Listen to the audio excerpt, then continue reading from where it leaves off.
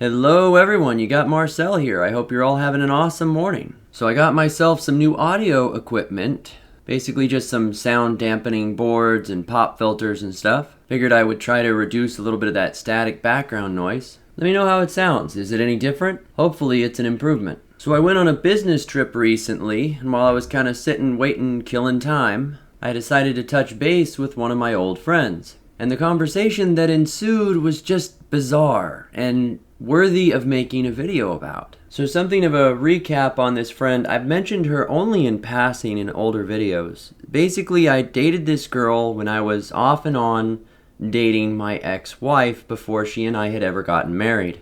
During the time that I was with this woman, she was aware that I was actually still in a relationship with my ex-wife. Furthermore, my ex-wife knew that I was seeing that other woman, so, nobody gave a crap. They all knew about each other. The attitude of my ex-wife was, as long as you go to work and pay my bills, you do whatever you want. Like I said, that was before she and I had gotten married, before there were any kids between us. Granted, it really didn't change once we got married, but that's a story for another day and one that I partially already covered. The point was, while I was with this friend, this other woman, she didn't care that there were other women involved. So what's the deal with this girl? Why is she relevant? Well, she and I had hooked up a couple of times, gone out on half a dozen dates maybe. When I first met her, she had a decent body on her. Granted, I think she'd had 3 kids at that time, but she was still attempting to take care of herself. Kind of an unusual woman, especially in appearances. She was tan-skinned, dark, almost burnt brown hair, and the lightest blue eyes you've ever seen. It was very unique. And it wasn't contacts either, like genuine blue, just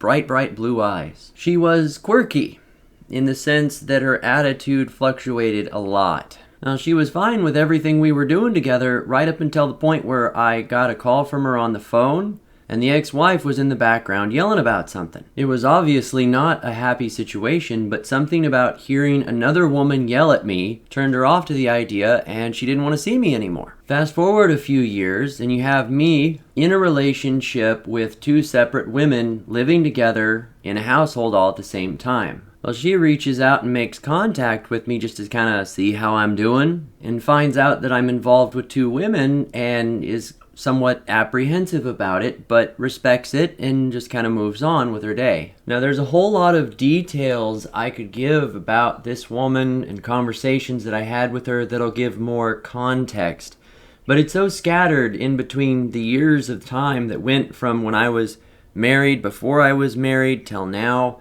It's so much to put into one video. In the beginning, for example, there was a conversation she had where she said the exact words, "I don't understand why men are out doing any other things except in my bedroom with me, sleeping with me." That all these guys that she liked for some reason had something better to do. She admitted to me during the earlier time in our friendship that she was, what, quote-unquote, nympho, that she loved sex so much that she craved it constantly and wanted male attention anywhere she went. It makes sense too, because she had several kids from several different men. Well, sense in the context that it explains her situation, let's say. She was probably nearing her late 20s when I met her, and she didn't exactly have a good run at it from the start, so you can imagine now she looks pretty much like she was hit by a bus. I've seen pictures of her. She put on probably 100 extra pounds of weight, but supposedly she had breast implants. I mean, I guess that counts for something. So anyway, when I reached out to her just to say what's up, see how she was doing, talk about what was new, the conversation about me having dated those 2 women got brought up. I don't recall how. I guess I could look at the text to see, but nonetheless, we started talking about the past. And before I knew it, I started getting this just verbal lashing about how disgusting and horrible I was that I would ever be in a relationship with 2 separate women, that I would somehow trick them into the idea. Granted, of course, there's no way she would have been updated about my MGTOW status or the current state of my life. I wasn't going to tell her that crap, especially not after she had lashed out at me, right? Well, after we went through a heavy set of novel-length text messages, she was trying to push this whole moral authority narrative on me about how I was some kind of toxic, disgusting person, and that she honestly believed it was a phase that I was going through and that someday I was going to change. Now, she was referring to the time when she had reached out to me to kind of make contact and found out that I was in 2 separate relationships at the same time, all living together. But this is the very same woman who was willing to be in a relationship with me and another woman. So at that point, I get really curious and I start, prodding, like exactly why my life choices are an issue to her and why the whole situation with them was even a problem in the first place. What did it matter? Who cares how many women I'm with or whether or not I'm with a woman in the first place? If any of you guys are already catching up to what might be happening here, you know it's coming any minute. So the conversation progresses and I go through, the typical questions that would pertain to that kind of like if a person's poly or is issues with being poly. I asked her things like, well, wait a second, do you have issues with threesomes? And she goes, of course not. Okay, so do you have issues with people living together as roommates? Oh, of course not. None of what she was saying made any sense about why my life choices at that time would have been an issue for her. And I kept pressing and pressing and pressing. Finally, she came out with it and tells me, Marcel, I just can't do this anymore. I loved you back then, but I can't be with you anymore. I just can't do it. And I'm like, well, wait a second here. First of all, what's with this love talk? Second of all, you can't break up with me. We haven't dated in like 8 years. You're a little late to the party, honey. Finally, why in the crap would you tell me you loved me now when it makes absolutely no difference and yet didn't say anything at all when it might have had a small impact on the relationship? Well, to sum things up, there was a small amount of her backpedaling and trying to explain her situation. I tried to give her an opportunity to talk her way through it, but in the end, she shut down comms with me. So if anybody's confused, I can explain what I believe happened. She met me towards the tail end of the carousel, out when she was hooking up with a ton of different guys and had no interest in settling with this young, strapping snake that had decent money and plenty of time to spend with her. And now that she's in her late 30s or so, she's hit the wall hard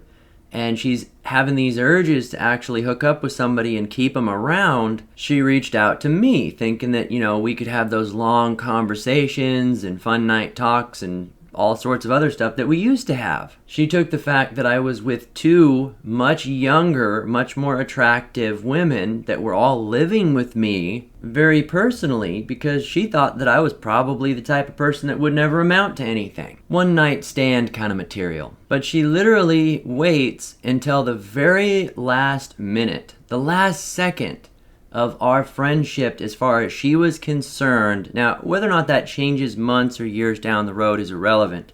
In her mind, she ended our friendship and somehow, weirdly, our relationship, which kind of implies to me that she never really got closure. And that's sad, because I would have been happy to find a way to give her closure if she needed it. But she waits until that last minute to confess that she loves or loved me in the same sentence that she is quote-unquote breaking up with me even though I haven't seen her in person in almost a decade. So for me, this is the perfect example of sour grapes. Now, if I could have been with her, or if I had been willing to be with this woman after everything she had done and been through and her mileage, she wouldn't care about my life choices in the past. More importantly, the only reason my polyamory was an issue now, but wasn't an issue then, is because now she's looking for an actual commitment. Her kids are all moving out, families moving away, elders are dying off, there's nobody around to spend time with. Granted, I'm sure she'll find a way to make it up with in dogs. Oh, for the sake... Okay, sidebar note to all of this. The last time I actually visited her at her house, she had probably 20 dogs. They were all smaller than a football. And these little beasts, as I was making my way into her house, were snipping at me the entire time. I wanted to launch one of them over a fence. Poorly trained, they were like a herd of dogs out in front of her house. It was disturbing. And every last one of them had that just sharp, ear-piercing bark, and they were all screeching at me at the same time. It was so bad. I mean, I wanted to catch up with an old friend, but it was so bad, I almost had to turn around and leave. I mean, even as a python, I usually get along with animals, but dang, it was ridiculous. What do you guys think? Was she compensating for something? Anyway, moving on is something of a summary. This felt to me like a pure example of a woman who starts out on the carousel, runs her time through it, and then later on in life decides and realizes that she wasted all of her time.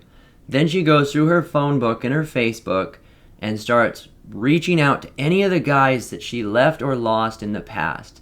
And the ones that say no to her are dicks. They're dirtbags. They're horrible people because they don't have the time or the energy to put up with her. Furthermore, this whole concept of saying they love you when they break up is just a weapon. It's a tool to harm the other person greater, to mess with their head. If the relationship or / friendship were going well, she never would have said that to me.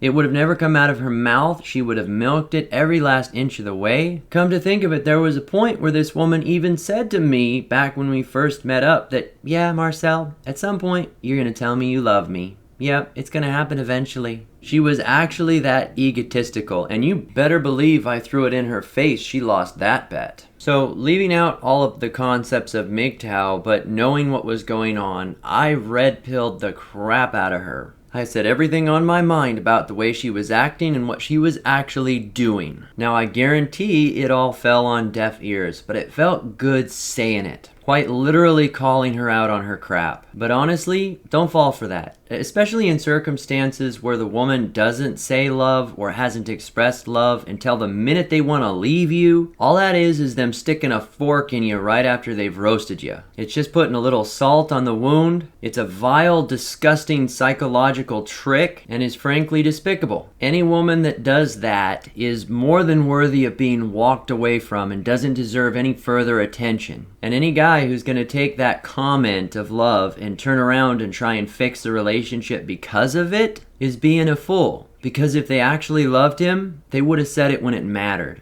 Now, for any of those who are wondering why I didn't mention anything about ownership or the possessive nature of women and how this woman probably was bitter because she seemed like she owned me, it's because I'm saving that concept for a video I'm about to make. Yes, if you were thinking that, I do agree, even years after we had dated, she still, in a way, felt like she owned me. But like I said, I'm going to cover that in my next video. I hope you all enjoyed this topic. If you want to hear more like it, hit that big thumbs up, subscribe, share. Check out some of the channels I have down below by the green check marks. Until next time, this has been Marcel.